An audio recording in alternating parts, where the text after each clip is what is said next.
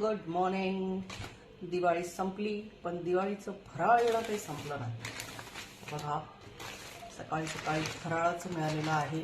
खास मुंबईवरून आलं आहे हे पार्सल. कोणी पाठवलं आहे ते मी तुम्हाला सांगते कॉमेंट्समध्ये. हे बघा माझ्यासाठी दिवाळीचं परत एकदा फराळ आलेलं आहे.